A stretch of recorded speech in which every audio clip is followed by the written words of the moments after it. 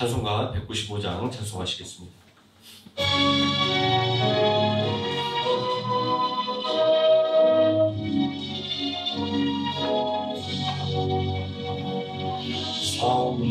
성령이여 우리 찬송 부를 때 진심으로 찬양하게 하소서.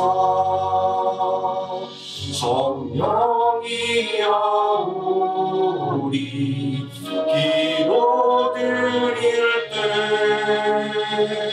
우리 곁에 계셔 일러주소서. 성령이여 우리 성령 읽을 때 그 속에서 빛을 보게 하소서. 성령이여 우리 전도할 때에 지혜로운 말씀 주시옵소서. 성령이여 우리 겸손해져서 우리 주와 같이 되게 하소서. 아멘. 196장 찬송하시겠습니다.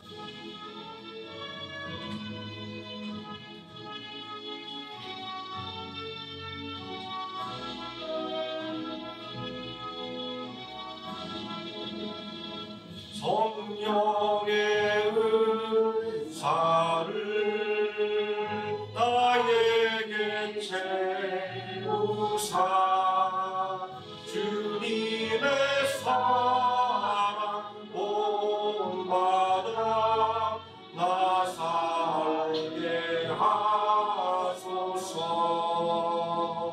성령의 은사를 나에게 채우사 정결한 마음 가지고 나 행케 하소서.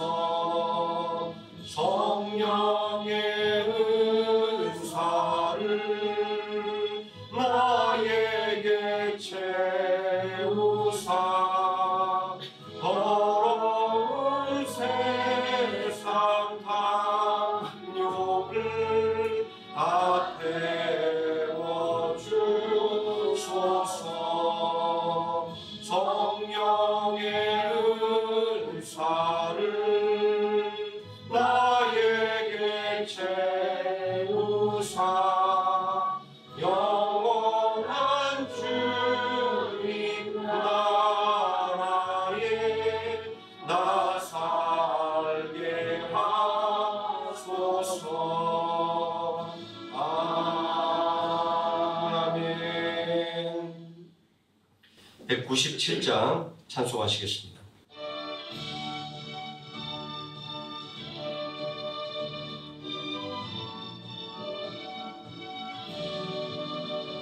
은혜가 풍성한 하나님은 믿는 자 한 사람 한 사람 어제도 오늘도 언제든지 영창 보호해 주시네. 주여 성령의 은사를 오늘도 내려 주소서. 성령의 뜨거운 불길로서 오늘도 충만케 하소서. 정욕과 죄악에 물든 마음을 성령의 불길로 태우사 정결케 하소서. 태우소서. 하소서. 주여 성령의 은사를 오늘도 내려 주소서. 성령의 뜨거운 불길로서 오늘도 충만케 하소서. 빛생의 제물로 돌아가신 어린 양 우리 주 예수여, 구속의 은혜를 내리시사 오늘도 구원해 주소서. 주여 성령의 은사를 오늘도 내려 주소서. 성령의 뜨거운 불길로서 오늘도 충만케 하소서. 주님의 기쁘신 은혜만을 세상에 널리 전하이니 하늘의 능력과 권세로서 오늘도 입혀주옵소서. 주여 성령의 은사를 오늘도 내려 주소서. 성령의 뜨거운 불길로서 오늘도 충만케 하소서. 아멘. 사도신경 하심으로 신앙 고백드리겠습니다. 전능하사 천지를 만드신 하나님 아버지를 내가 믿사오며 그 외아들 우리 주 예수 그리스도를 믿사오니 이는 성령으로 잉태하사 동정녀 마리아에게 나시고 본디오 빌라도에게 고난을 받으사 십자가에 못 박혀 죽으시고 장사한 지 사흘 만에 죽은 자 가운데서 다시 살아나시며 하늘에 오르사 전능하신 하나님 우편에 앉아 계시다가 저리로서 산 자와 죽은 자를 심판하러 오시리라. 성령을 믿사오며 거룩한 공영과 성도가 서로 교통하는 것과 죄를 사여 주시는 것과 몸이 다시 사는 것과 영원히 사는 것을 믿사옵나이다. 아멘. 찬송가 14장 함께 찬송하시겠습니다.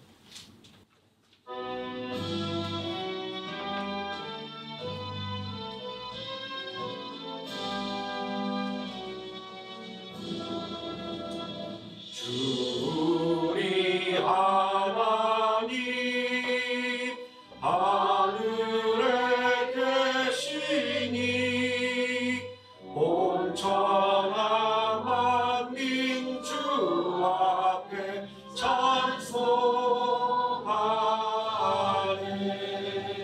이 천지 만물도 주 앞에 엎드려 그 거룩하신 이름을 늘 높이네. 주 언약하신 것 끝까지 지키니 저 하늘나라 향하여 복하리라. 주 얼굴 배울 내 마음이 기쁘고 영원히 주의 영광을 찬양하리. 왕의 왕 되신 주 하늘에 계시니 이 세상 죄악 이기신 우주 예수. 저 천군 천사를 주원이 하고서 성도 함께 영원히 늘 섬기네.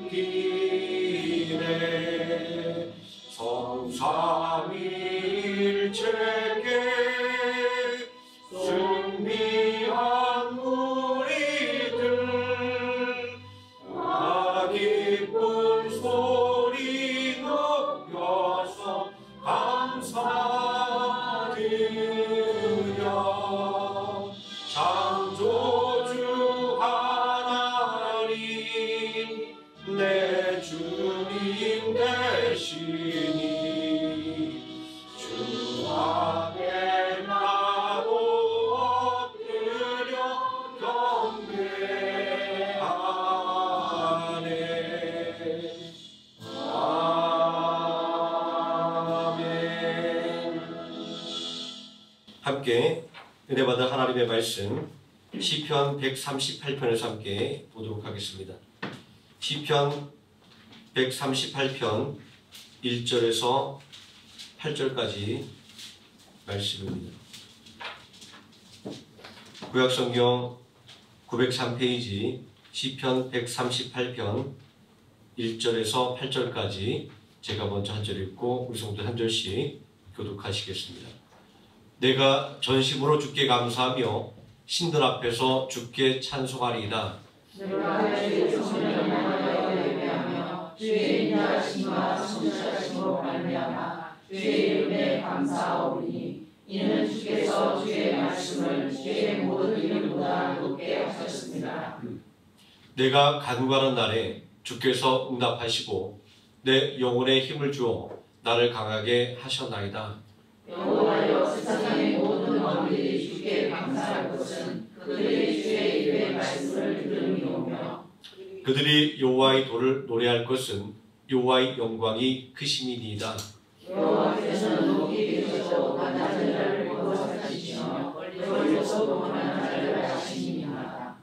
내가 환난 중에 다닐지라도 주께서 나를 살아나게 하시고 주의 손을 펴사 내 원수들의 분노를 막으시며 주의 오른손이 나를 구원하시리이다. 여호와께서 나를 위하여 보살펴 주시리이다. 여호와여 주의 인자하심이 영원하오니 주의 손으로 지으신 것을 버리지 마옵소서. 아멘. 이 시간 말씀의 은혜로 해서 함께 기도하도록 하겠습니다. 사랑과 은혜가 풍성하신 아버지 하나님, 우리에게 은혜를 베푸셔서 어려운 가운데도 낙심하지 않는 소망을 주시고 또 어려운 가운데에도 또 하나님 나라를 위하여 주님의 몸된 교회를 위하여 자원하는 마음으로 또 교회를 온전히 세워가며 또 든든히 세워가는 능력 있는 하나님의 자녀로 만들어 주심을 감사를 드립니다. 하나님의 은혜 가운데 아름다운 초소를 하나님 앞에 교회로 또 주님의 몸된 교회로 드릴 수 있도록 인도해 주신 하나님의 은혜를 생각할 때 우리가 더욱더 하나님 앞에 감사하는 마음으로 그리고 또 자원하는 마음만 있다고 한다면 또 그 어떠한 하나님의 일도 능히 해낼 수 있다고 하는 자신감과 자부심으로 넘쳐나는 우리 생명함교회 모든 성도들 되어서 또한 믿음 안에서 승리하며 또 세상에서도 성령께서 주신 능력으로 말미암아 능히 이겨 승리하여 바라고 원하는 것들을 온전히 이루어가는 능력 있는 성도 되게 하여 주시기를 원합니다. 오늘 이 시간도 하나님의 말씀을 들으며 새 의미를 얻기를 원하며 또 하나님의 말씀 가운데 더욱더 하나님을 사랑하는 마음으로 충만하기를 원하오니 하나님께서 이 시간 우리들의 마음을 활짝 열어주시고 능력과 은혜로 채워주심으로 말미암아 더욱더 하나님을 사랑하는 성도 되게 하여 주시고 또 하나님 나라를 위하여 더욱더 힘써 일하는 능력 있는 성도 되게 하여 주시기를 원합니다. 하나님께서 이 시간을 온전히 지켜주시기를 원하오며 우리를 원하신 예수님의 이름으로 기도드립니다. 아멘.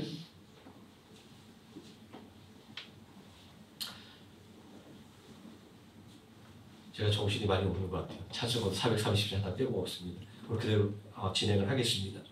오늘 봉독한 하나님의 말씀 예배의 기쁨이라는 제목으로 하나님 말씀의 은혜를 함께 나누고자 합니다. 또 약속하신 이는 믿으시니 우리가 믿는 도리의 소망을 움직이지 말며 굳게 잡고 서로 들어와 사랑과 선행을 격려하며 모이기를 피하는 어떤 사람들의 습관과 같이 하지 말고 오직 권하여 그날이 가까움을 볼수록 더욱 그리하자. 히브리서 10장 23절에서 25절까지 말씀입니다. 이 말씀은 잘 아는 것처럼 모이는 예배의 중요성을 강조하는 말입니다. 또 하나님을 경배하는 예배의 본질이 모이는 것에 있다는 것을 알려줍니다. 그리고 함께 모여드리는 예배에는 소망과 사랑이라는 능력이 있다는 것을 보여주는 말씀입니다. 다시 말해서 약속하신 이를 믿고 드리는 예배, 예수 그리스도를 믿음으로 드리는 예배에는 기쁨이 넘친다라는 것입니다. 그러기에 예배의 기쁨을 포기해서는 안 된다라고 모이기를 피하는 어떤 사람들의 습관과 같이 하지 말라 이렇게 경고를 하고 있는 것입니다. 성도의 의무는 무엇일까요? 성도의 의무는 예배드리는 것이다 라고 말씀드릴 수 있습니다. 장로교에서 사용하고 있는 웨스트민스터 신앙고백서의 소요리 문답 첫 번째 질문은 사람의 제일가는 목적은 무엇입니까? 입니다. 이 질문은 사람의 제일되는 의무는 무엇입니까? 로 바꿔 말할 수 있습니다. 그리고 이 질문에 대해서 하나님을 영원롭게 하는 것과 영원토록 그를 즐거워하는 것이다 라고 대답합니다. 하나님을 영원롭게 하고 하나님을 즐거워하는 행위는 무엇일까요? 그것은 두말할 것 없이 예배입니다. 출애굽기 5장 1절 말씀에 보면 모세는 이스라엘 백성들에게 지어진 의무가 무엇인가를 말하고 있습니다. 모세와 아론이 바로에게 가서 이르되 이스라엘의 하나님 여호와께서 이렇게 말씀하시기를 내 백성을 보내라. 그러면 그들이 광야에서 내 절기를 지킬 것이니라. 이 말씀은 내 백성으로 내게 예배하게 하라 라는 것으로 이스라엘 백성들의 의무가 하나님을 예배하는 것에 있다라는 것을 알려주는 말씀입니다. 비록 여기서 의무라고 하지만 이 의무라고 하는 말은 하기 싫은 것을 억지로 하는 것을 말하는 것은 아닙니다. 애굽의 노예 생활에서 구원받아 하나님의 백성이 된 이스라엘 백성들이 그리고 죄악의 사슬에서 해방되어 사랑받는 하나님의 자녀가 된 성도들이 하나님을 자원하는 마음으로 하나님을 경배하고 찬양하는 예배를 드린 것으로서의 의무이기 때문에 세상에 내가 하기 싫은 것을 하는 그런 의무와는 우리가 명백하게 구별해서 생각을 해야 될 것입니다. 이렇게 설명을 드릴 수 있지만 세상은 언제나 예배에 대해서 부정적이었습니다. 왜냐하면 세상은 하나님을 알지도 못하고 하나님을 믿지도 못하기 때문입니다. 그 예로 이스라엘 백성들이 하나님께 예배를 드려야 한다라는 말을 들은 바로는 분노하고 있습니다. 왜냐하면 이스라엘 백성들이 일하기 싫어서 꾀를 부린다고 생각을 했기 때문입니다. 출애굽기 5장 17절 보니까 바로가 이르되 너희가 게으르다 게으르다 그러므로 너희가 이르기를 우리가 가서 여호와께 제사를 드리자 하는도다 라고 말하고 있습니다. 너희가 게으르다 게으르다 라고 하는 말 속에서 바로의 분노의 원인과 또 세상이 그토록 예배에 대해서 부정적인 생각을 갖고 있는 이유를 발견하게 됩니다. 바로의 말은 예배드릴 시간에 더 열심히 일하라 라는 것입니다. 이렇게 볼 때 예배의 가장 큰 장애물은 우리의 생업과 그리고 우리의 생활을 중단하고 모이는 곳에 있습니다. 바로가 이스라엘 백성들이 모여서 예배드린 것을 싫어했듯이 세상도 예배로 모이는 것을 싫어합니다. 그럼에도 불구하고 우리는 왜 하나님을 예배하기 위해서 모이는 것일까요? 그것은 바로 이 예배가 구원의 증거이며 또 예배드리는 사람들에게 구원의 확신을 주는 것이기 때문입니다.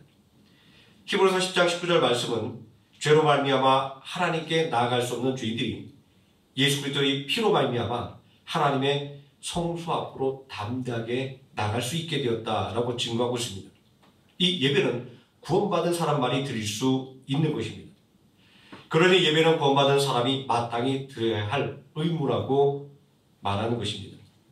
불신자라 할지라도 이 예배의 자리에 와서 앉았었다라고 하는 것은 그들에게도 구원의 은혜가 반드시 베풀어질 것이라고 하는 소망의 인침을 받은 것이다 라고 말씀을 해도 무방할 것입니다.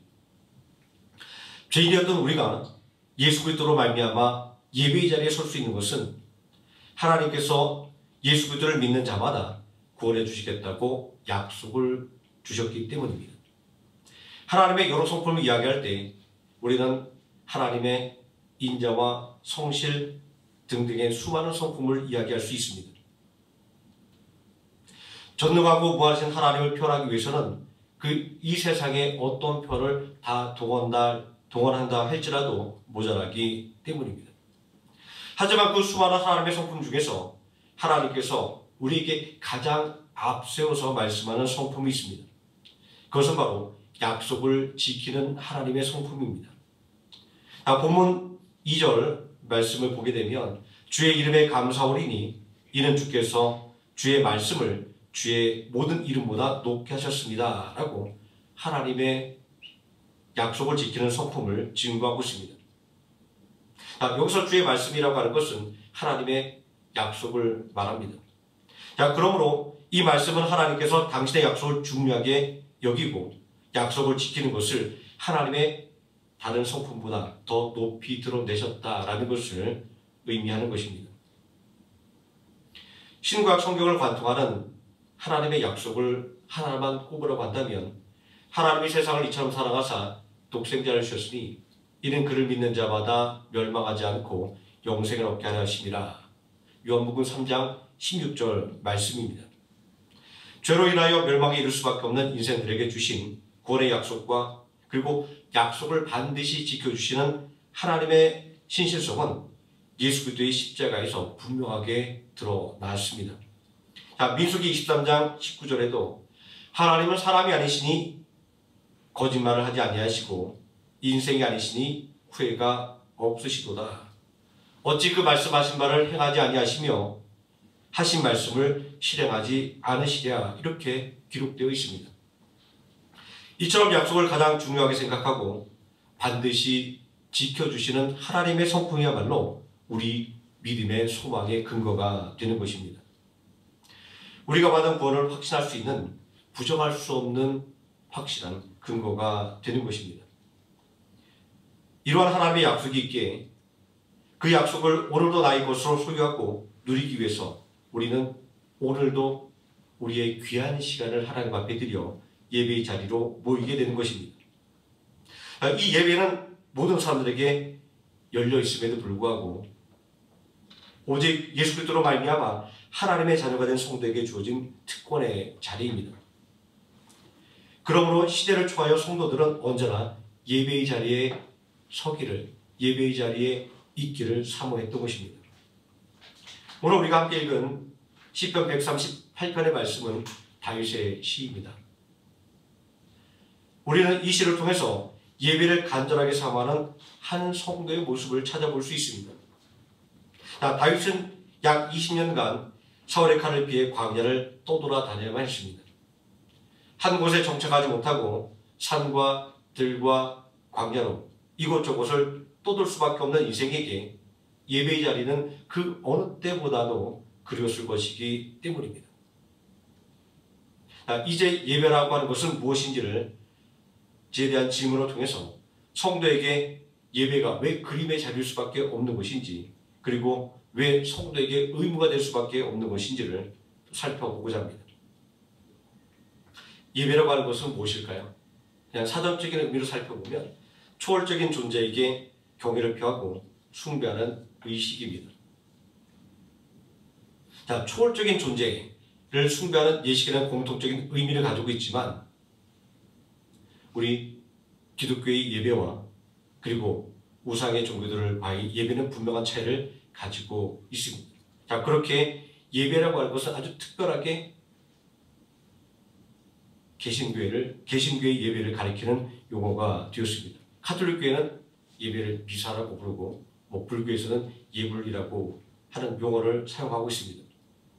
간략하게 용어를 한번 살펴본다고 한다면 미사의 뜻은 제사라는 의미입니다.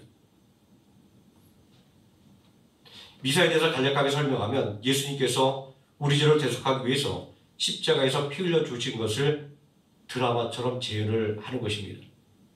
옛날에 사람들이 글을 배우지 못해서 성경을 읽지 못하고 배우지 못해서 하나님의 말씀을 풀어줘도 잘 이해할 수 없던 그 시절에 예수님께서 우리를 위해서 어떻게 죽으셨는지 그리고 그 주님의 죽으심이 어떤 의미인가를 사람들에게 잘 설명하기 위해서 이 미사는 이 성찬의 예식을 마치 드라마처럼 만들어서 사람들에게 끊임없이 보여주는 것을 통해서 예수님이 어떤 분인지를 가르쳐 주었던 바로 그런 의식입니다.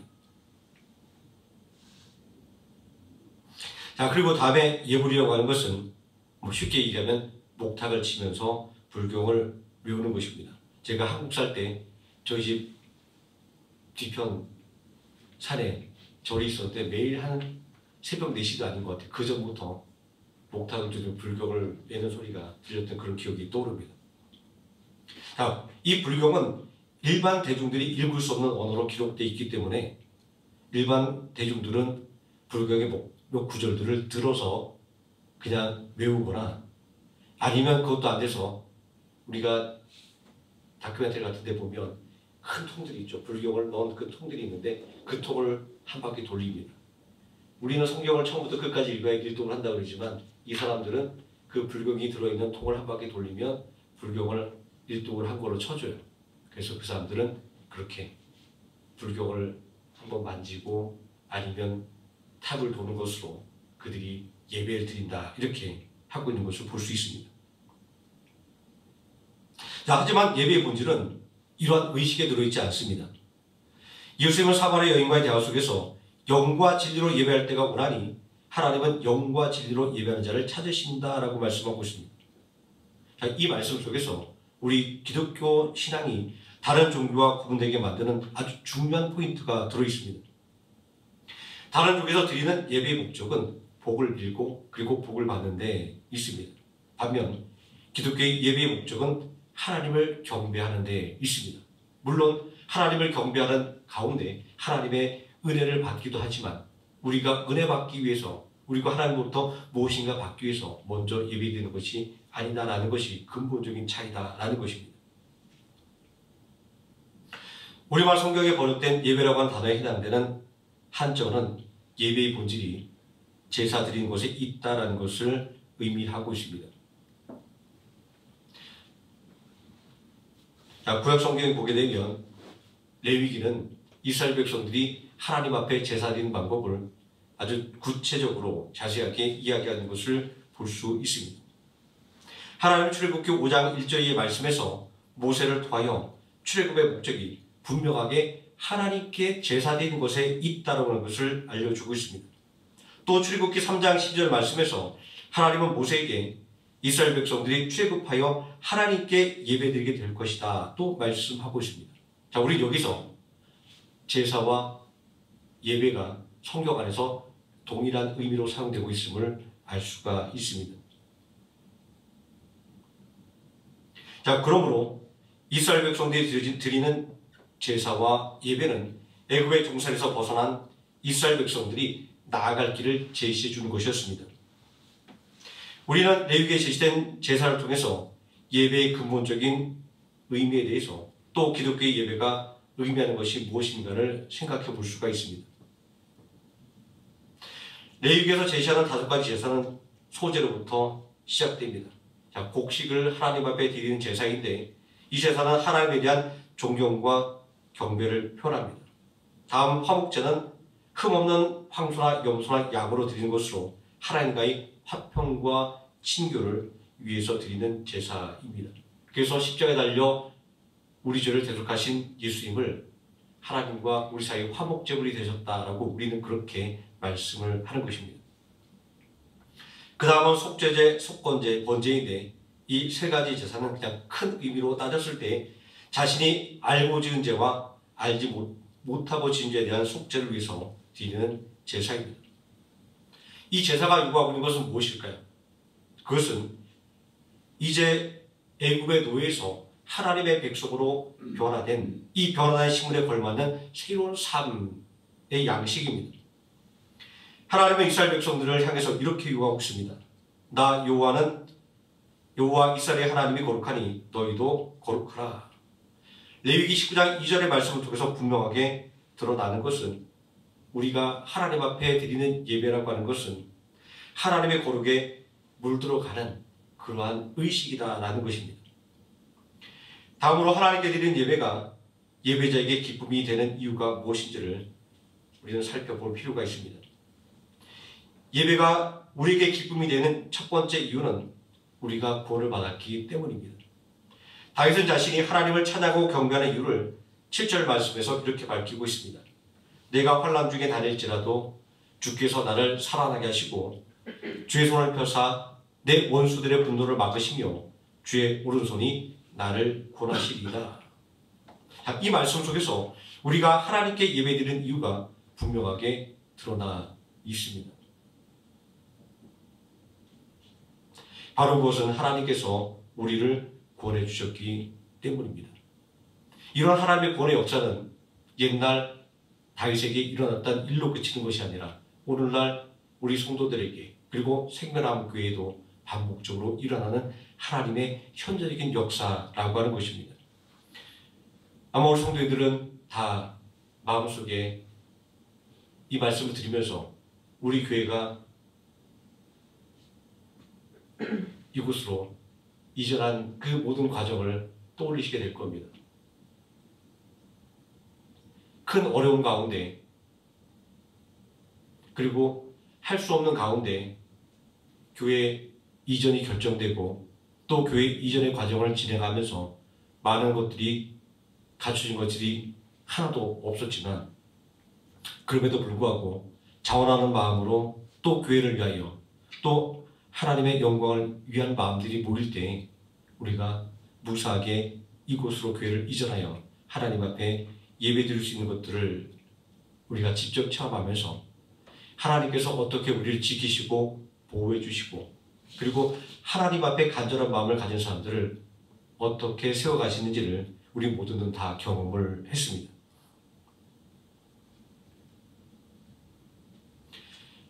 우리는 이 말씀을 바라보면서 이스라엘 백성들이 인정해야 됐던 그 믿음의 진실을 마주하게 됩니다. 이스라엘 백성들은 이 예배를 통해서 하나님께서 애굽의 압제에서 자신들을 구원해 주셨음을 다시금 확인한 자리였고 그 예배 시간을 통하여 하나님께서 우리를 구원해 주셨다라고 하는 것을 다시금 고백하는 그 믿음의 자리였다라고 하는 것입니다. 그리고 이 제사는 이제 바로의 노예가 아니라 하나님의 백성이 되어서 하나님만을 섬기겠다라고 하는 의지의 표현이 되었습니다. 여기에 우리가 드리는 예배의 의미가 드러나 있습니다. 예배는 세상 사람들이 이야기하는 것처럼 우리의 마음에 평안을 가져오며 복을 빌기 위한 시간이 아니라 하나님의 구원의 은혜를 감사하고 찬양하며 거룩에서 벗어난 나의 죄를 회개함을 통해서 다시금 구원의 기쁨을 회복하는 시간인 것입니다. 예배가 기쁨이 되는 두 번째 이유는 하나님의 약속이 있기 때문입니다. 다윗이 어려운 가운데에서도 하나님의 구원을 확신했던 것은 그의 인생의 경험을 통해서 알게 된 하나님의 성품 때문이었습니다. 자, 2절 말씀에 다윗은 하나님의 성품을 인자고 성실하시다라고 노래하고 있습니다. 자, 인자라는 말은 사랑이라는 말로 바꿔 말할 수도 있습니다. 또 성실하다고 하는 것은 하나님께서 약속을 반드시 지키시는 분이라고 하는 것을 강조하는 말입니다. 사망의 음침한 골짜기와 같은 인생길을 걸었던 다윗이 깨닫게 된 것이 있습니다. 그것은 하나님의 이름이 가지고 있는 능력이었습니다. 다윗은 시편 23편 3절에서 하나님께서 자기 이름을 위하여 의의 길로 인도하신다라고 고백하지 않습니까? 자, 하나님의 이름은 하나님의 정체성이고 하나님의 능력 그 자체입니다. 그래서 우리는 하나님의 이름을 이렇게 부릅니다. 여호와 이레 예비하시는 하나님, 여호와 라파 치유하시는 하나님, 여호와 니시 여호와는 나의 승리의 깃발, 엘샤다이 전능하신 하나님 등등으로 말입니다. 또 주 예수의 이름을 부르면 구원을 얻게 된다는 말씀은 이러한 하나님의 이름에 드러난 권능을 더 확실하게 믿을 수 있게 만들어주는 것입니다. 자, 그런데 다윗은 더욱더 놀라운 사실을 깨닫게 되었습니다. 그것은 바로 하나님께서 말씀의 약속이라고 불리는 언약을 하나님의 모든 이름보다 더 높게 만드셨다라는 것입니다. 2절 말씀에 보니까 이는 주께서 주의 말씀을 주의 모든 이름보다 높게 하셨습니다. 자, 이 말씀이 의미하고 있는 것은 하나님께서는 약속하신 것을 천지가 개벽하니 있다 할지라도 반드시 지켜주신다라는 것입니다. 이 약속의 확고함은 예수 그리스도의 십자가에서 그 절정에 이르게 되었습니다. 로마서 5장 8절 말씀은 이렇게 말하지 않습니까? 우리가 아직 죄인되었을 때 도무지 은혜 받을 수 없는 그 상황 가운데에서도 하나님께서는 당신께서 하신 약속을 당신의 이름을 걸고 지켜주셨음을 이야기하고 있습니다. 우리가 아직 죄인 되었을 때 그리스도께서 우리를 위하여 죽으심으로 하나님께서 우리에 대한 자기 사랑을 확증하셨느니라. 그러므로 하나님을 예배하는 사람을 하나님께서 구원하신다라고 하는 것은 우리가 기쁨으로 이 자리에 나올 수 있는 이유인 것입니다. 예배가 기쁨이 되는 세 번째 이유는 예배 안에 위로와 안식이 있기 때문입니다. 인생을 살아가는데 누구나 위로와 안식이 필요합니다. 그래서 사람들은 온갖 수단과 방법을 동원해서 위로와 안식을 얻으려고 노력합니다. 하지만 찬송가 486장은 인간의 노력으로는 참된 위로와 안식을 얻을 수 없음을 고백하고 있습니다. 세상에 근신된 일이 많고 참 평안을 몰랐구나. 이 세상에 공부한 일이 많고 참 쉬는 날이 없었구나. 이 세상에 죄악된 일이 많고 참 죽을 일 쌓였구나. 근심과 걱정 속에서 고생하다가 죄악 가운데 죽을 수밖에 없는 인생의 모습이 여기 그려져 있습니다. 사울의 칼을 피해 끊임없는 도피 생활을 해야 했던 다윗은 세상의 누구보다도 이러한 인생의 한계를 절실하게 느낄 수밖에 없었을 것입니다. 그러나 성경은 다윗이 무력과 절망 속에서 살아가지 않았음을 우리에게 증거해 주고 있습니다. 그것은 다윗이 언제나 하나님을 바라보며 하나님께 예배를 드릴 수 있었기 때문입니다. 오늘 읽은 말씀 1절과 2절에 보면 다윗은 내가 전심으로 주께 감사하며 주께 찬송하며 주의 성전을 향하여 예배하며 라고 고백하고 있지 않습니까? 이 예배를 통하여 다윗은 하나님의 위로와 안식을 받았다라고 말하고 있습니다. 3절에 응답하시는 하나님의 은혜를 경험했고 또 6절에 내 마음을 알아주시는 그 하나님의 은혜를 경험했으며 또 7절에는 나를 구원하시는 하나님의 놀라운 능력을 그리고 8절에 나에게 보상을 주시는 그 하나님의 사랑을 구구절절하게 기록하고 있는 것을 볼 수 있습니다. 예배라고 하는 것은 예배드리는 사람으로 하여금 어떠한 상황에 처해 있다 할지라도 기쁨을 누리게 만들어주는 하나님의 능력인 것입니다. 이제 다시 예배의 의미를 생각해 봅니다. 구약의 제사는 하나님께 나아가는 방법을 제시해주고 있습니다. 다음으로 가톨릭의 미사는 우리에게 베풀어진 구원의 역사를 다시 말해서 예수 그리스도의 십자가를 드라마로 재현하여 잊지 않게 만들어주는 역할을 합니다. 이제 우리가 드리는 하나님의 말씀이 중심이 된 이 예배는 구약의 제사와 미사의 모든 의미를 포괄하는 큰 의미입니다. 다윗의 2절 말씀에서 하나님께서 당신의 이름보다 당신의 말씀을 더 높게 하셨다라고 고백하고 있습니다. 다윗이 언제나 하나님의 기쁨으로 예배할 수 있었던 것은 하나님의 약속을 굳게 믿었던 것입니다. 우리가 어려움 가운데서도 믿음의 길을 걸어가고 생명나무 교회가 큰 어려움에 처했음에도 불구하고 포기하지 않고 기도하며 하나님의 도우심을 간구할 수 있었던 이유는 하나님께서 하셨던 그 약속의 말씀들을 반드시 이루어주시는 분이기 때문입니다. 저는 어려울 때마다 성경 말씀을 읽으면서 아침 기도의 시간에 늘 마음속에 다짐을 하곤 했습니다.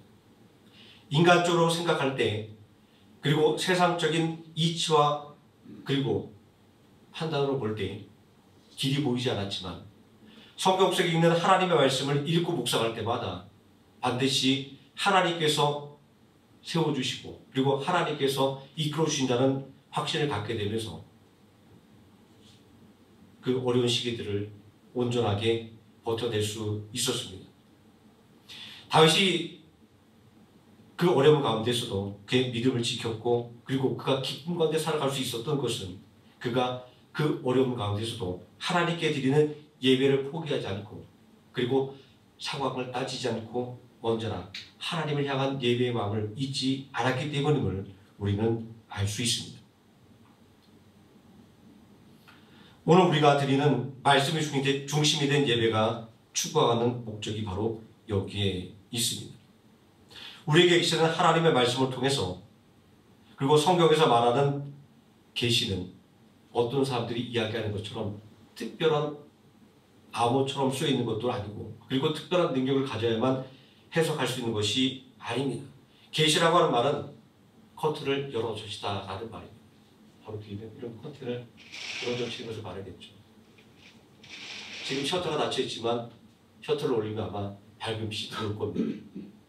우리가 하나님의 말씀을 읽고 묵상하면 하나님께서는 모든 창문을 열고 밝은 빛이 들어오는 것처럼 우리에게 깨달음의 마음을 주시고 그리고 믿음의 확신을 주신다라고 하는 것이 바로 하나님의 계시의 진정한 의미입니다. 다윗이 고백하고 있는 것처럼 변함없는 하나님의 말씀, 다시 말해서 하나님의 약속의 확고부동함은 우리로 하여금 언제나 하나님을 경배하는 예배 자리로 나오게 만드는 요소가 되는 것입니다. 이제 우리는 예배가 기쁨이 되는 이유에 대해서 말할 수 있습니다. 2절 말씀에서 다윗이 주의 성전을 향하여 예배하겠다라는 다짐을 하고 있습니다. 자, 하지만 여기서 중요한 것은 장소가 아니라 예배자의 마음과 그리고 하나님과 하나님의 영광이 임재하는 곳인 성전을 향하고 있다라는 것입니다. 하나님은 성전에만 계시지 않습니다. 하나님 앞에 아름다운 성전을 복원해 드렸던 솔로몬도 이렇게 말하지 않습니까? 하나님께서 어찌 사람이 만든 집에 거하시겠습니까? 라고 그도 고백하고 있습니다. 자, 그러나 시편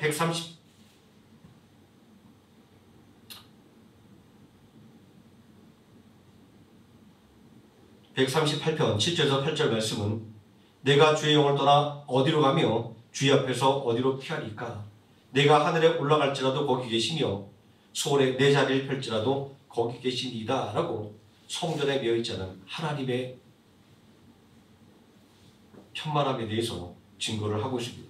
자, 그럼에도 불구하고 다시 굳이 하나님의 성전을 향하여 예배하고 기도했던 이유는 하나님은 우리 눈에 보이지 않고 우리 손으로 만질 수 없는 분이기 때문입니다. 자, 그래서 성전이라고 하는 하나님께 예배를 드리기 위해서 마련된 그 장소를 향하는 마음을 가지고 보다 효과적으로 그의 마음을 하나님께로 향하게 만들 수 있었던 것입니다. 우리가 특별히 집에서만 예배드리고 또 집에서만 어떤 활동들을 하는 것이 아니라 특별히 시간을 내서 교회에 나와서 함께 모여 기도하고 함께 예배드리는 이유는 우리의 마음이 더 하나님을 향하게 만드는 그러한 효과가 있기 때문입니다. 그리고 온전히 하나님을 향한 마음을 가질 때 흔들리지 않고 변질되지 않은 신앙을 유지할 수가 있었기 때문입니다. 그러므로 우리가 교회로 모여서 예배드리기 힘쓰는 이유는 바로 여기에 있습니다.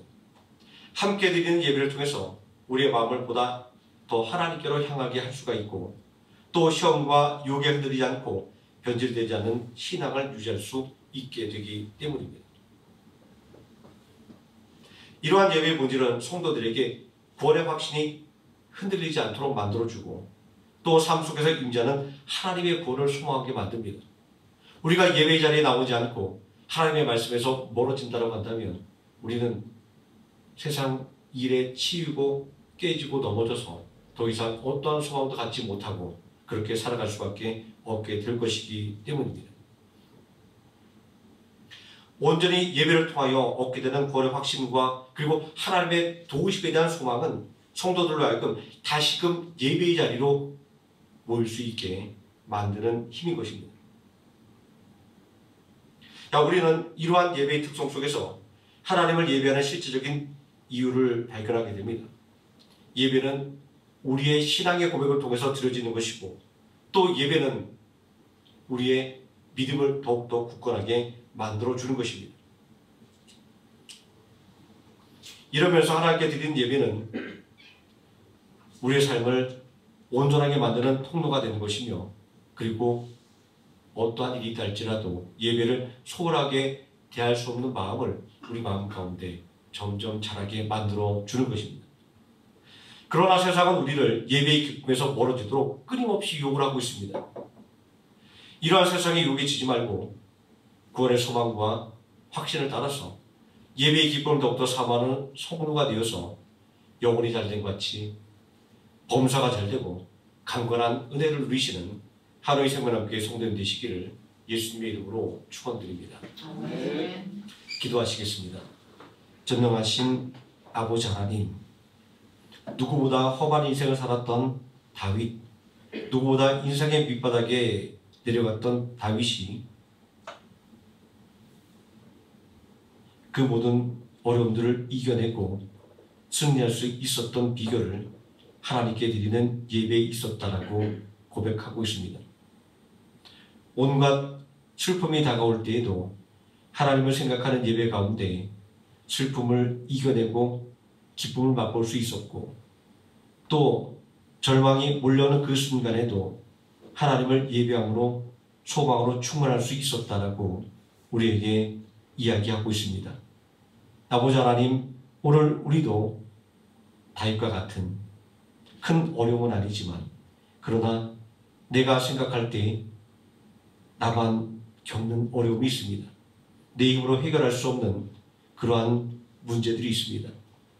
그 문제들을 가지고 혼자 힘쓰고 애쓰고 낙심하지 말게 해주시고, 다윗처럼 예배의 자리로 나오게 해주시고, 또 하나님을 향한 마음을 가지고 간구함을 통하여 하나님께 주시는 은혜로 말미암아 모든 문제 해결하게 해주시고, 또한 낙심한 마음 가운데 소망을 얻게 해주시고, 또 슬픔이 물러가고 기쁨으로 충만한 삶을 살아가는 우리 모든 성도들 될 수 있도록 아버지 하나님, 모이기를 피하는 이 시대에 더욱더 예배로 모이기를 힘쓰는 귀한 하나님의 자녀 되게 하여 주시기를 원합니다.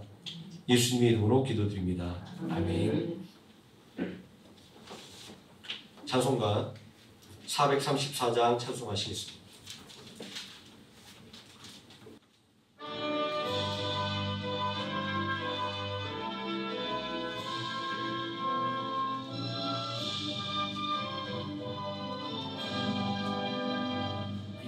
하신 친구에게 계시니 나 주 안에 늘 기쁘다. 그 피가 내 죄 씻으셨으니 나 주 안에 늘 기쁘다. 나 주 안에 늘 기쁘다. 나 주 안에 늘 기쁘다.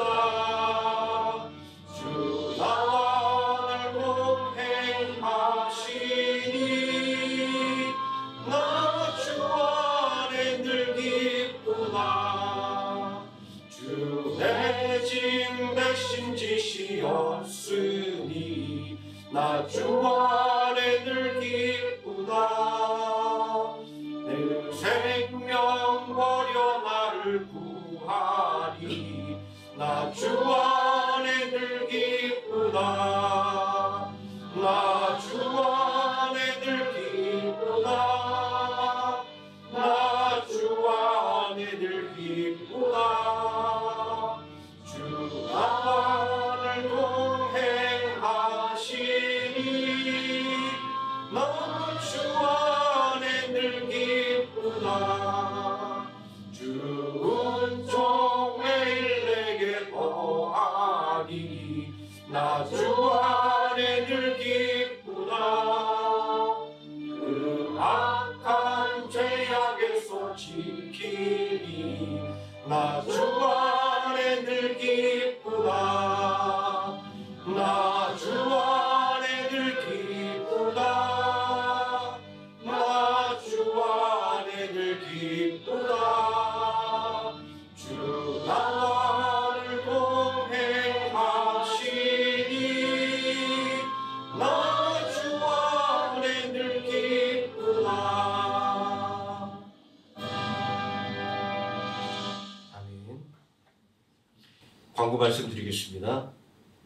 지난주 목요일날 이사해서 계속해서 교회를 정리 중에 있습니다. 앞에 강단은 목요일날 작업을 마치게 되고요. 이제 남아있는 큰일은 지금 소방 허가와 그리고 교회 이전 허가입니다. 순서가 소방 허가가 나와야 교회 이전 허가를 신청할 수 있는데, 지금 그 베트남 이 업무 처리가 지금 원활하진 않아요. 우리 이사하는 날 이삿짐이 들어오면서 앞에 입구를 막았다고 거기 다 이렇게 비상구 표시가 있거든요. 그 법을 위반했다라고 지금 클레임을 걸었고 지금 시기가 좀 늦어졌어요. 그래서 아니 이사하는 날인데 지금 이삿짐이 들어가는 상황인데 막을 수밖에 없잖아요. 근데 이 사람들은 그게 안 돼요. 무조건 뭐 이렇게 해서 근데 그 문제는 다 풀었는데 오늘 2시 반에 이 남들이엠 그리고 뭐 이 지역 기관에서 나와서 다시금 소방 점검을 하고 최종적으로 저희 소방 허가를 받는 과정이 남아 있습니다. 이 사람들의 마음이 열려서 그냥 쉽게 잘 해결될 수 있도록 또 기도를 부탁드리고요. 그리고 교회 이전하고도 속히 작업이 빨리 진행돼서 우리가 아무 문제 없이 예배를 잘 드릴 수 있도록 기도를 해주시면 고맙겠습니다. 주기도문으로 예배를 마치도록 하겠습니다. 하늘에 계신 우리 아버지여, 이름이 거룩히 여김을 받으시오며 나라에 임하옵시오며 뜻이 하늘에서 이루어진 것 같이 땅에서도 이루어지이다. 오늘날 우리에게 일용할 양식을 주옵시고 우리가 우리에게 죄진 자를 사하여 준 것 같이 우리 죄를 사하여 주옵시고 우리를 시험에 들게 하지 마옵시고 다만 악에서 구하옵소서. 대개 나라와 권세와 영광이 아버지께 영원히 있사옵나이다. 아멘.